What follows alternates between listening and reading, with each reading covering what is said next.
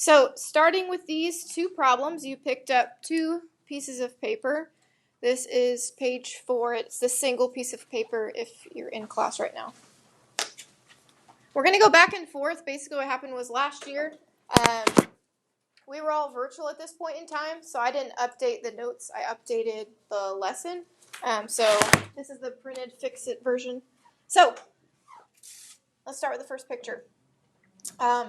Which of these properties does it look most like? Does it look like a tangent intersecting a chord, two chords intersecting inside of a circle, or an angle formed outside of the circle? An angle formed outside of the circle. So we would want to use this formula. You can eventually use this formula, but as it is written right now, we don't have enough information to use that formula.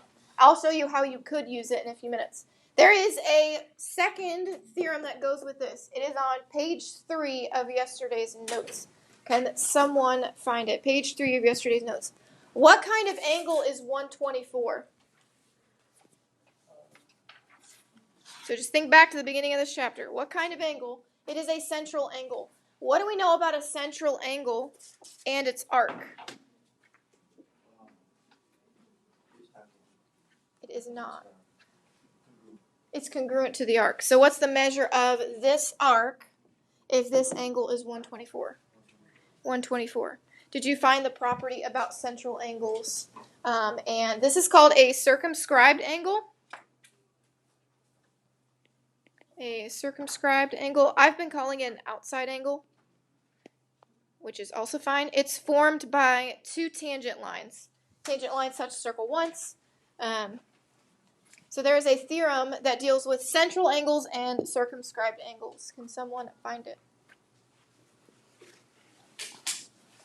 It's on page 3. Of yesterday's notes.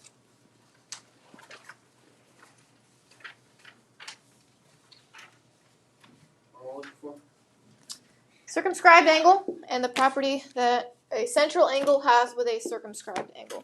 Page 3.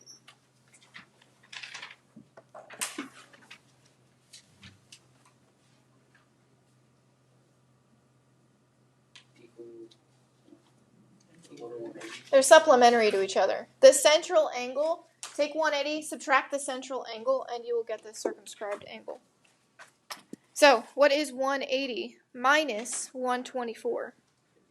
56. So, I can see that all of you remember this theorem, and it's not going to work for you. It's just not going to. So, what you can do is figure out this theorem. We have a circle, right? We know this is 124 degrees. How many slices of pizza is this circle cut up into? 2 slices of pizza, right? We got 124. How can we figure out the measure of the other arc? 360 minus 124. Go ahead and do that for me. 360 minus 124. 236. Here's why we can do this. Here's why we can do anything. Or why we're doing this. Most of you are not going to remember the 180 because you just apparently won't. So what you can do is use the angles outside the circle theorem, which is where you take the outside angle, and it is half the measure of its bigger arc minus the smaller arc. So to find the outside angle, which here is labeled x, what is the measure of the bigger arc?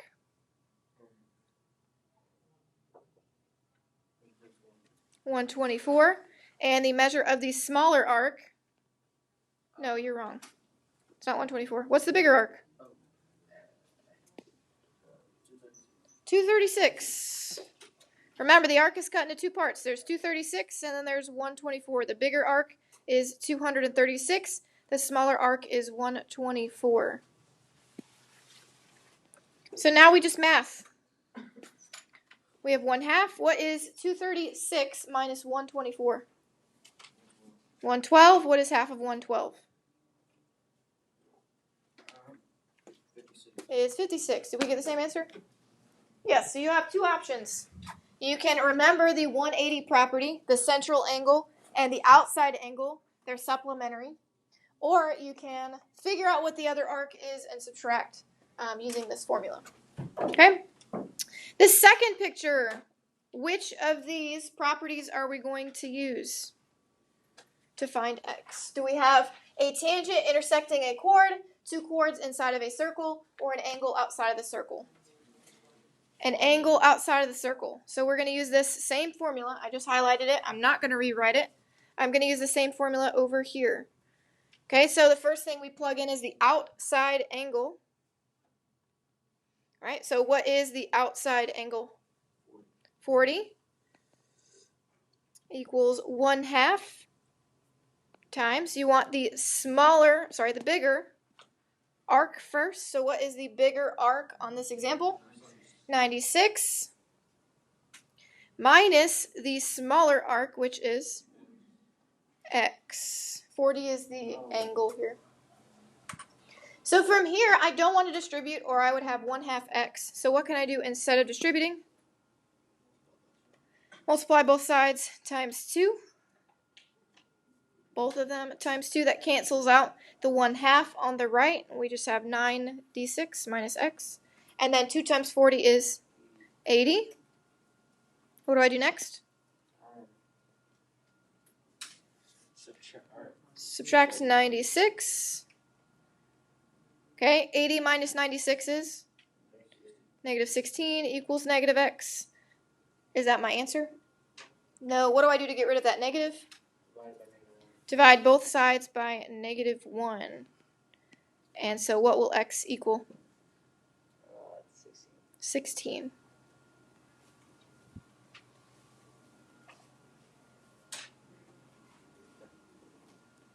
All right, for our next example, we're going to find all the angles formed by the two, apparently the word is covered, the two chords. All right, so let's name the angles that are formed. How many angles are formed by the two chords intersecting? There's 4 of them. So let's go ahead and label them. We're going to find the measure of angle QPR.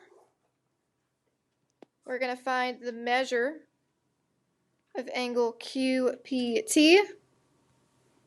Find the measure of angle TPS. And then find the measure of angle RPS.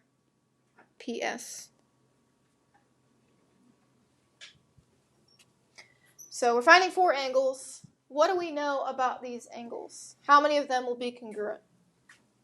2 sets of them will be congruent. Okay, so let's talk about it. We have 59 and 102. Which color of these 4 angles corresponds with 59 degrees? Which color are we listening? Which color? Well, it's a yellow arc. Which of these angles forms the 59-degree angle? The blue one. Yes, okay. And which of these colors forms this arc, the 201? Purple. So if we use the formula of 2 chords inside of a circle, we would be finding these 2 angles, because these 2 angles, this angle forms 201, this angle forms 59 degrees, so we would be finding the purple and the blue. So let's go ahead and do that. We're going to find our angle using our 2 chords inside of a circle, 1/2 times the 2 arcs added together, however you want to put that. Okay, so the angle equals 1/2. What are the 2 arcs that I'm going to add together? 201 and 59. What is 201 plus 59? Correct, 260. And half of that is 130. So which of these angles, pick a color, any color, which of these angles is 130 degrees? Correct, the purple, because it corresponds with this arc, is 130 degrees. What other angle is also 130 degrees? The blue, right? Because it corresponds with the 59 degrees. It's also vertical, so they're going to be congruent to each other. I don't have any information about the other 2 arcs, right? I don't know if they're equal. I highlighted them in green for you. I don't know if they're equal. I don't know if one's bigger than the other. I don't know anything about them. But what can I do to figure out the remaining angles? Correct. Subtract from what? From 180. Correct. So, like, we know this angle is 130. So to find the angle right next to it, TPS, which is green, to find the angle right next to it, they form 180 degrees together. So 180 minus 130 is 50. And if this angle is 50, the angle across from it is also 50. That's it. So, today we are learning 10.7. It is on the quiz tomorrow. You're going to be bouncing back and forth a little bit between the two sheets, but we're going to start with page 1, talking about graphs of circles. The first graph you ever learned about was a linear graph. Can someone tell me what a linear graph looks like? A line. What does the equation of it look like? If you graduate high school, you'll walk out knowing the equation of this line. If you ask a 40-year-old, they probably know the equation of a line. They don't know that they know it. But what is the equation of a line? Y what? Equals mx plus b. So you learned y equals mx plus b. That's the name of any line. You're going to learn the name of any circle. Okay, it's going to be similar but different because circles are a little different. What are the two most important parts of a circle? A what? A what? Side. Of a circle? Oh, a center. A center. And then what else is important about a circle? What makes a circle a circle? It's the same distance to all the edges. What do we call that? Not the diameter, the radius. So guess what? We're going to take the center and the radius and plug it into a formula, an equation, if you will, and then that will be the equation of the line. I will show you on Desmos what that looks like. But first, you're going to go ahead and write the equation of the line. Here is how I would write it if I were you, which is how I'll write it the whole time. X minus, and then I leave a blank because we're going to plug something in there. Plus y minus, and then I would leave another blank because we're going to plug something in there. Equals the radius squared. Okay, so I would write it how I wrote it in black. These two open spots, that's where we're going to put the center. So I would go ahead and mark. That's where we're going to put the center of the circle. So the two things you need are the center and the radius, and then you're done. Okay, look at the circle on my picture, and I think you even have it on your page. What is inside of the circle? A right triangle. So if you notice, the equation looks similar to the Pythagorean theorem, like a squared plus b squared equals c squared. That's because the Pythagorean theorem is used for so many things in math. It is used in order to write the equation of a circle. Okay, so here's what we're going to do. We're going to write the equation. This is on the single sheet of paper. It is on page 4 if you're online. So go ahead and find this question. It is in the middle of the page. It says page 4 at the top. Okay, so here's what we're going to do. We're going to say x minus something squared plus y minus something squared equals the radius squared. And we are going to plug in. Every single center is a x, y coordinate point. So guess what we do? We take the x and we plug in the x. So go ahead and plug in -1. What happens when I plug in a -1 and there's already a negative there? Turns into a positive. And then I'm going to plug in the y coordinate, which is 0. And we'll talk about that in a second. And then I'm going to plug in the radius, which is 5. This is math class, and we do simplify every single time. This looks ugly to me. What part of this is ugly to you? Which parentheses? Would you ever say 5 minus 0 and leave it like that? You would say 5, right? We got to reduce that minus 0 nonsense, and we got to reduce that squared. Okay, so I'm going to write on this side because I don't have room. The x plus 1 stays the same. Nothing happens there. Plus, we reduce. What is y minus 0? Y.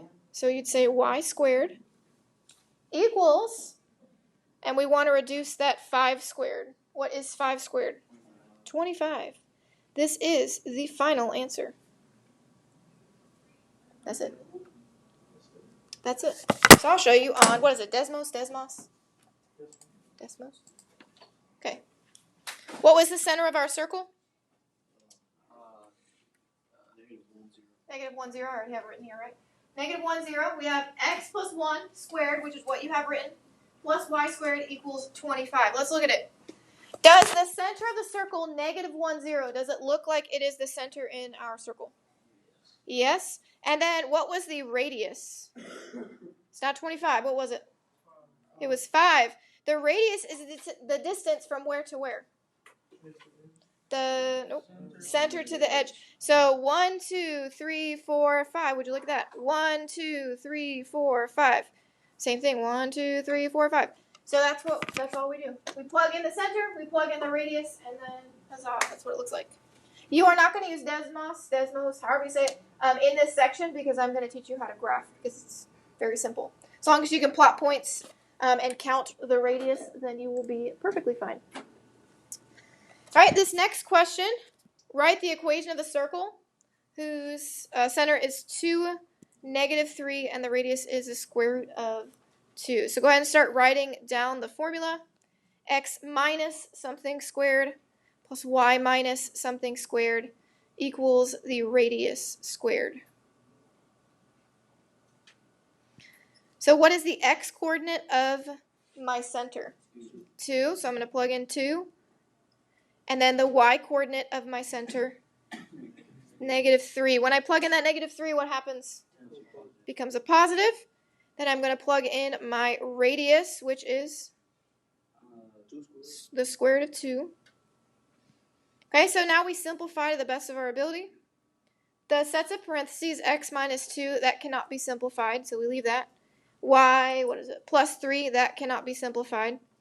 But the square root of 2 squared can be simplified. And I wrote it above so you could kind of see. What do we know about squares and square roots?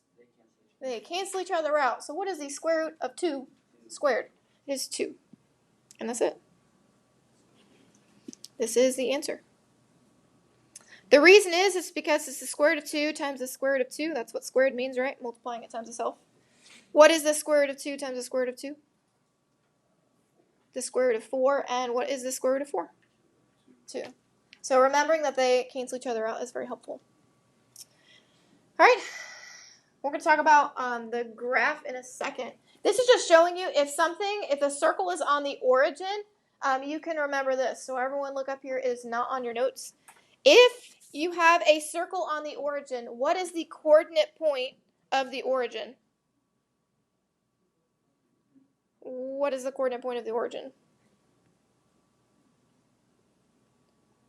The origin is right here. It's what? It is 0 what? 0. So if your circle is sitting at 0, 0, that means it looks like this, give or take. Okay? What will happen is the left portion will end up looking like this. And you don't have to memorize it. You can plug in like normal.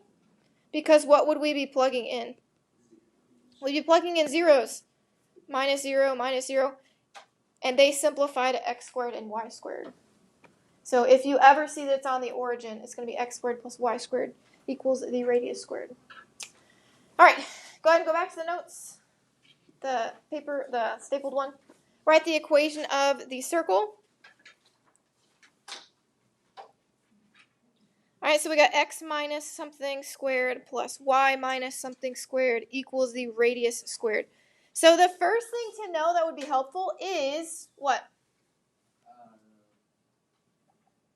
We need to know two things to know the equation of the circle. And it is the radius and the center. Right? We can't know the radius without knowing where the center is. So where is the center of the circle in this first example? 0, 0. So we plug in 0, 0. Again, what does this simplify to? X squared plus y squared. That's all that last slide was saying. And then the radius. The radius is the distance from the center to the edge. It looks like it's 4, but it is not. Why is it not 4?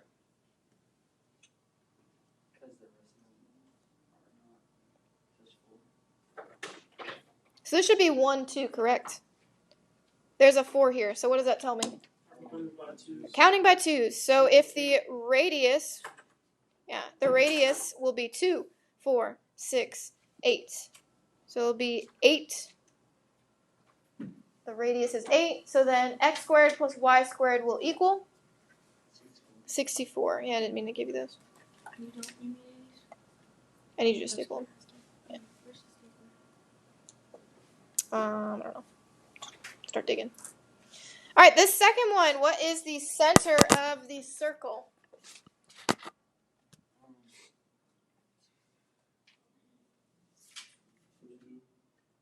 Two what? This coordinate point is 2 numbers. 2, 2. I agree. A good way to know, the center should be the same distance around all sides. So it's 4 away from that. It's 4 away from that. It's 4 away from the top, 4 away from the bottom. You can do that to check. So our center is 2, 2. So x minus something squared plus y minus something squared equals the radius squared. So our center is 2, 2. Our radius, look at the axis. Is it counting by 2s like the other one? Look at the numbers at the bottom. It is not. Here's 0, right? 2, 3, 4, 5, So the axis is counting by 1, so we can count by 1s too. So what is the radius? The distance from the center to the edge. How many boxes is it? Correct. 4. We don't leave like this. What is 4 squared? 16.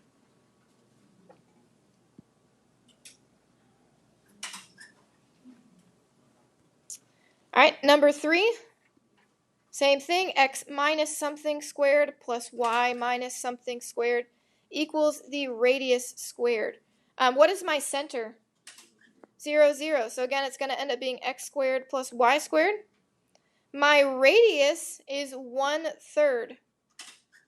To square a fraction, it's the same as multiplying it times itself. So all you need to do is square the top and square the bottom. So what is 1 squared? 1, and then 3 squared is 9. That's it. All right, and then last, x minus something squared plus y minus something squared equals the radius squared. What happens when I plug in the negative 3? Turns into a positive. I'm going to plug in the negative 5. What happens then? Positive. And then the radius is 8. So 8 squared is 64.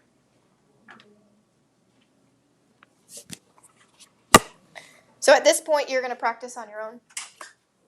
At the bottom of, it's called page 4, the single piece of paper I gave you, you'll see these 2 questions. You're going to do them on your own, and I will walk around and check them.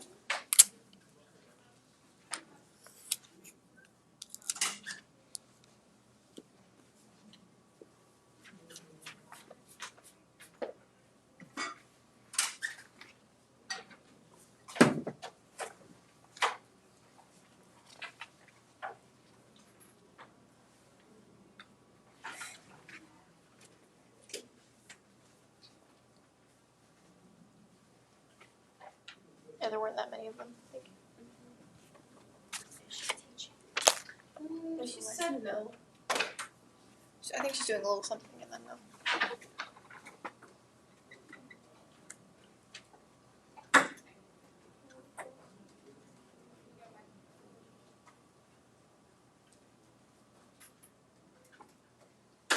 So remember, you want to find the center first and then count the radius.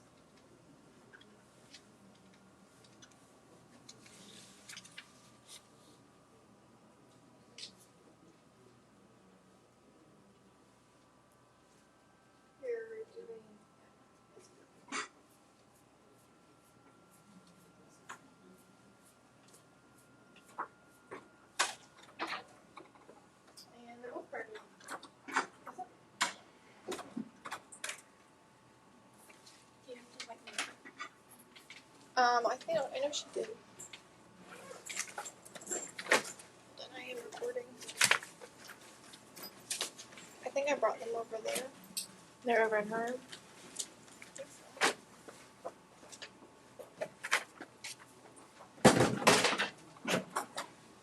had one in that box and I took it out.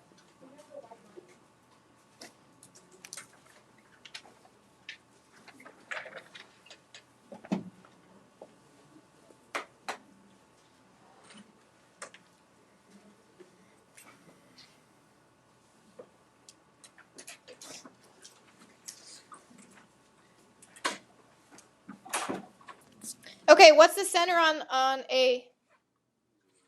Is 0, 0. 0, 0. So you should have x squared plus y squared. And then what is the radius? 3. So 3 squared is 9.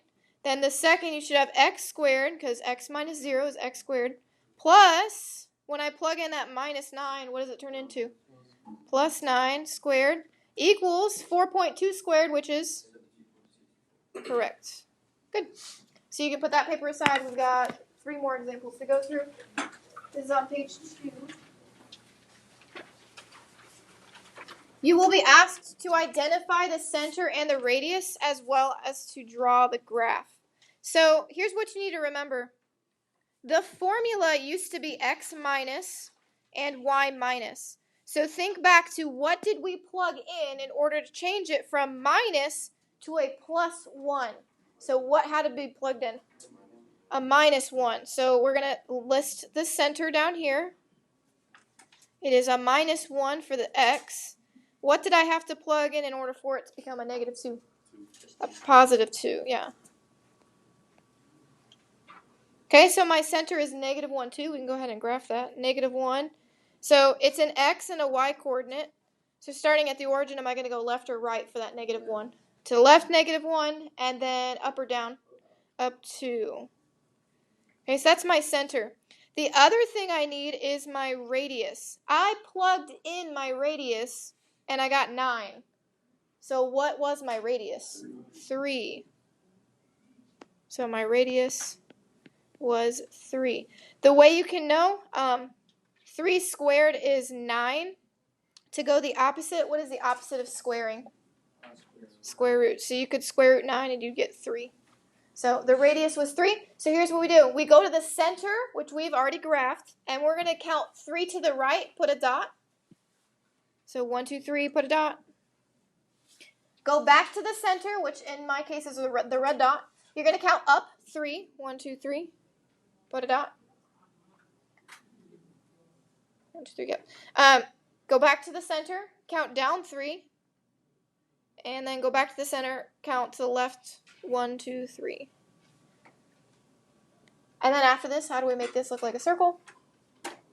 Connect the dots. To the best of your ability. As long as those 4 points are graphed, your circle can look as wonky as it may be, but it's still a circle to me. All right, the second one. Let's talk about the center.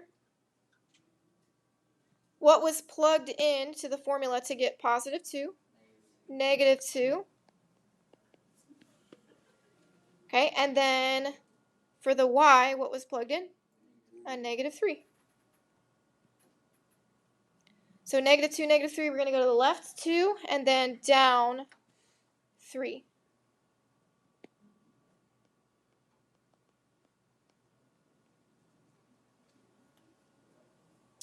All right, and then the radius, take the square root of 4, and it is 2. The radius is 2. So from the center, we count to the right 2, from the center up 2, center to the left 2, center down 2, and then connect the dots.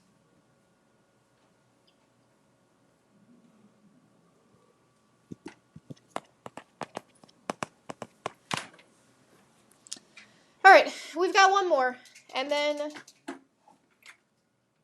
that's it. You don't have this graph. It's just here to visualize, help you understand what we're doing. We have a point, negative 5, 6. It is on the circle. So negative 5, up 6. This is a point on the circle. What part of the circle is it on? What do we call that? We call it on the edge. So it's on the edge of the circle. Then we have the center is negative 1, 3. So this is our center. Okay, so we want to write the standard equation of the circle. The standard equation looks like it has always x minus squared plus y minus squared equals the radius squared. So what do I have in order to plug into this equation? I have the center, -1 and 3. When I plug in that -1, turns positive. What I do not have is a radius, correct? But we can find it because the radius is the distance from the center to the edge. They gave us a point on the edge. So we need to find the length from the center to the edge. We need to find the distance from the center to the edge. You cannot count because it is not horizontal and it's not vertical. So if you have a diagonal like this, you have to use the distance formula, which is what we're going to use. So the distance formula looks very similar to the circle formula because they all come from the Pythagorean theorem. It's a square root